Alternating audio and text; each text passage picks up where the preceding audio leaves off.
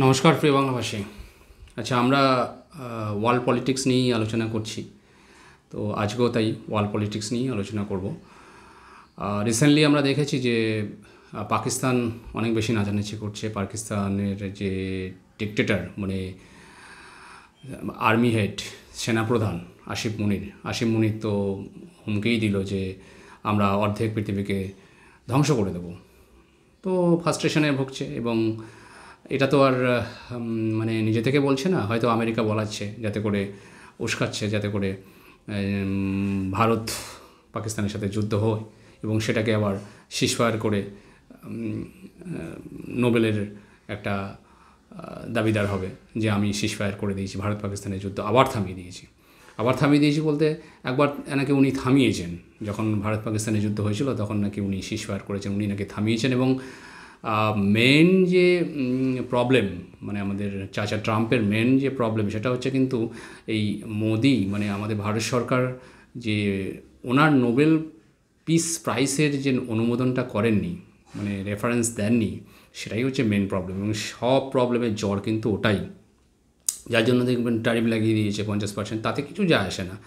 Tariff লাগানোর পরে দেখা গেছে যে আমেরিকারই বেশি ক্ষতি হচ্ছে, ইন্ডিয়ার কিছু ক্ষতি হচ্ছে না। ইন্ডিয়া বরঞ্চ একটা আলাদা যেটা মানে ভারতের স্বাবলম্বী হওয়ার যে রাস্তা সেটা কিন্তু খুলে গেছে আমেরিকার উপর।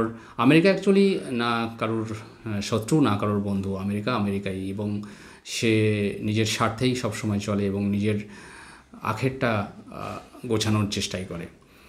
আচ্ছা, আমরা এটা নিয়ে একটুখানি বলি। যেমন ধরুন একটা সময় 1947-এর আগে প্রায় 250-300 বছর ধরে ইংল্যান্ড একটা একচ্ছত্র রাজ করছিল। মানে বলতে পারা যায় যে আজকে যেমন সুপার পাওয়ার আমেরিকা, ঠিক তেমনই ইংল্যান্ড কিন্তু সুপার পাওয়ার ছিল প্রায় 300-350 বছর ধরে। মানে বোঝাই যায় যে এটা ছোট্ট একটা ইস্ট ইন্ডিয়া কোম্পানি যে ভারতবর্ষে ব্যবসা করতে এসে সারা ভারতকে দখল করে নিল এবং সেখান থেকে ইংল্যান্ডের রাজত্ব কায়েম করলো, সারা পৃথিবী জুড়ে ইংল্যান্ডের রাজত্ব কায়েম করলো এবং একচ্ছত্র একটা আধিপত্য বিস্তার করলো সারা পৃথিবী জুড়ে। এবং তাদের কিন্তু একটা সুপার পাওয়ারের যে ব্যাপার ছিল তারা কিন্তু ছিল। সে 19 মানে দ্বিতীয় বিশ্বযুদ্ধের পরে দেখা গেছে যে আস্তে আস্তে সেই জায়গাটা কিন্তু আমেরিকা দখল করে নেয়। আমেরিকা কী কারণে দখল করে নেয় আমি সেটাও একটু বলি। কারণ আমেরিকার মাটিতে কিন্তু কোনোদিন কোনো যুদ্ধ হয়নি। তাহলে আমেরিকার মাটিতে যখন যুদ্ধ হয়নি তো সেক্ষেত্রে কী হয়েছে, তাদের ক্ষয়ক্ষতি একদমই হয়নি এবং তারা অস্ত্র বিক্রি করে বিভিন্ন ধরনের মানে ব্যবসায়িক প্রসার করে অর্থনৈতিক কন্ডিশনটাকে বাড়িয়েছে এবং আলটিমেট ইউএসএসআরকে ভেঙে দিয়ে কিন্তু একচ্ছত্রভাবে সুপার পাওয়ারে পরিণত হয়েছে। এবং সেই সুপার পাওয়ারের যিনি রাষ্ট্রপতি এখন ট্রাম্প, সেই যে একটা মানে কনফিডেন্স যে আমি সুপার পাওয়ারের রাষ্ট্রপতি, আমি রাজা, আমি সারা পৃথিবীকে যাই বলবো তাই হবে। এবং একটা সময় কিন্তু ইংল্যান্ডের পতনের এই কারণটাই ছিল নিজের অহংকার, নিজের দাম্ভ, নিজের মানে আধিপত্য কায়েম করার একটা ব্যাপার। এবং সেখান থেকে মনে হয় হয়তো বা আমেরিকার পতন অবশ্যম্ভাবী এবং কিছু সময়ের মধ্যে হয়তো আমেরিকার সুপার পাওয়ারে আর থাকবে না, পতন হবেই। এবং সেখান থেকে একটা তৃতীয় পরাশক্তি উঠে আসবে, যেটা ভারত, চীন, রাশিয়া, যেটাকে আমরা বলছি মেন তো 3টে কান্ট্রি তো থাকবেই, যেটাকে আমরা ব্রিক্স কান্ট্রি বলছি। তার সাথে ব্রাজিল থাকবে, সাউথ আফ্রিকা থাকবে এবং আরও 10টা কান্ট্রি অলরেডি অ্যাড হয়ে গেছে ব্রিক্সে। তো আমরা যদি ব্রিক্সের কারেন্সি আনতে পারি তাহলে ব্রিক্সের কারেন্সি যদি চলে এই 10-15টা কান্ট্রির মধ্যে ইন্টারনাল ব্যবসা করার জন্য, এবং তাতে করে দেখা যাবে কিন্তু ডলার এর আধিপত্য কমে যাবে। এবং ডলারের আধিপত্য যদি কমে যায় আমেরিকা কিন্তু আস্তে আস্তে পতন হবেই এবং আমেরিকা আস্তে আস্তে পোর হবেই। এবং সেখান থেকে যে আজকে যে সুপার পাওয়ার সেখান থেকে কিন্তু আমেরিকা একটা সময় নেমে যাবে। তো তার জন্য এই ব্রিক্স যে কারেন্সি সেটা আসতে হবে এবং সেই ব্রিক্স কারেন্সিতে লেনদেনটা হতেই হবে। ইন্ডিয়াকে স্বাবলম্বী হতে হবে। এবং আমরা দেখছি যে আজকের দিনে শিপিং মানে ইন্ডাস্ট্রিটা টোটালি কিন্তু চায়না 46%, কোরিয়া 30% এবং জাপান কিন্তু 15%। এই টোটাল 90 অ্যান্ড অ্যাবাভ পার্সেন্ট এই তিনটে কান্ট্রি কিন্তু আধিপত্য করে আছে সারা পৃথিবীতে। সেখানে অনলি কিন্তু 2% ইন্ডিয়া, এবং এখানে কিন্তু অনেক বাজেট আমরা দিয়েছি শিপিং ডেভেলপমেন্টের জন্য, এবং শিপিংটাই কিন্তু আসল। কারণ আমরা দেখেছি যে স্বাধীনতার আগে ইস্ট ইন্ডিয়া কোম্পানি বলুন, যত যেই আসুক না কেন, থ্রু কিন্তু সমুদ্র এসছে, এবং সমুদ্রটাই হচ্ছে ব্যবসায়িক একটা কমিউনিকেশান। তো সেক্ষেত্রে আমরা ভয়ে কিন্তু এই সমুদ্রটাকে আর ব্যবহার করিনি। বিশেষ করে স্বাধীনতার পরেও প্রায় আজ 40-50 বছর ধরে কিন্তু সমুদ্রটাকে সেভাবে আমরা ব্যবহার করিনি ব্যবসায়িক ক্ষেত্রে। তো সেই ক্ষেত্রে দেখা যাচ্ছে যে ভারত অনেক পিছিয়ে গেছে।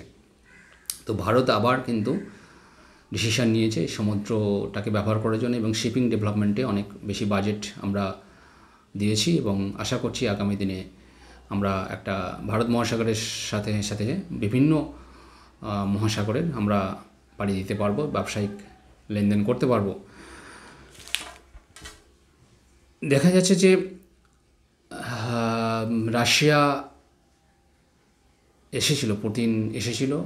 আমরা দেখেছি যে আমেরিকার আলাস্কাতে একটা মিটিং হয়েছে, কিন্তু সেই মিটিংয়ে কিন্তু কোনো রকমের রাশিয়া বা ইউক্রেনের যুদ্ধের থামার কোনো ডিসিশন হয়নি।